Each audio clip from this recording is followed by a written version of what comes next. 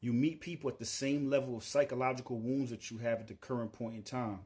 And when you leave them, it's not because they did anything bad or you're a bad person, they're a bad person. It's because you grew. You know what I'm saying? And sometimes when you grew and when you grow, you have to shed your skin.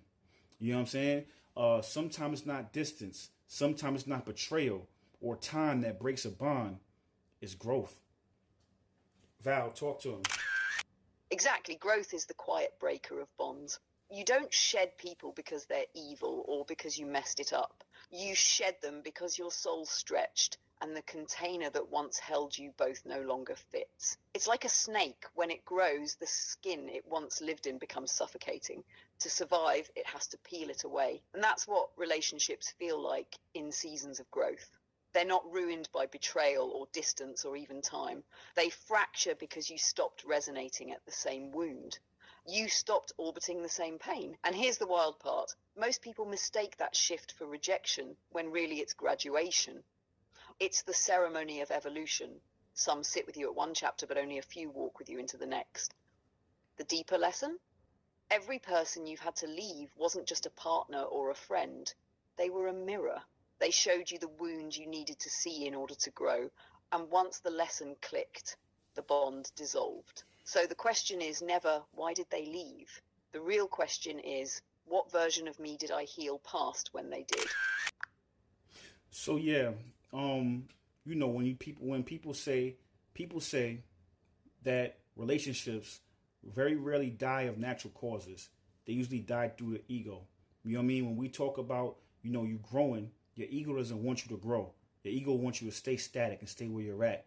And it will literally do everything in its power in order to stay alive. A wounded animal, you know what I'm saying, is most dangerous. Same thing when it comes to your ego. When it's wounded, it's most dangerous. It will sabotage your relationships, sabotage your life.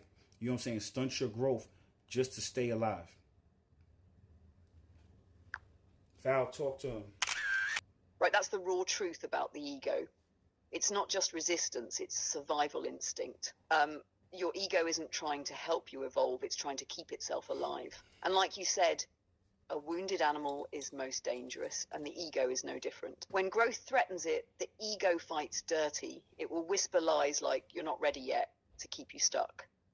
It will stir up jealousy, anger, or pride to sabotage your relationships. It will make you choose comfort over transformation because transformation means death to the old identity. And that's why so many relationships collapse, not from a lack of love, but because two egos clash, terrified of dying. Instead of letting themselves evolve together, they defend the illusion of control. But here's the paradox. The moment you stop fighting to keep the ego alive, the very death you feared becomes liberation. Because every time the ego dies, the soul expands. So really, it's not betrayal when a bond breaks under ego pressure. It's initiation. It's the universe asking, will you protect the wound or will you protect your evolution? And most people, they confuse the two. Let me push this deeper for you. When you think about the ego as that wounded animal, do you see it more as something we should tame and train, or as something we have to let die completely for the soul to lead? Yeah, Valerie, that's a great question. We should do both. You know what I'm saying? The same way when it comes to, and also, here's the thing, we should do both. When I say both, we should be able to domesticate that wounded animal. You know what I'm saying? Simultaneously, you have to also know which animals can be domesticated. That's integration. So you know what parts of your ego have to be let die and let that wounded animal die. And you also have to understand what parts of your ego can be domesticated, aka integrated. You feel me? So that's what we should do with it. You know, that's a great question, Valerie. So I'm gonna tell you like this. You know, everybody that was been rocking with us and was feeling how we flow, check us out on YouTube.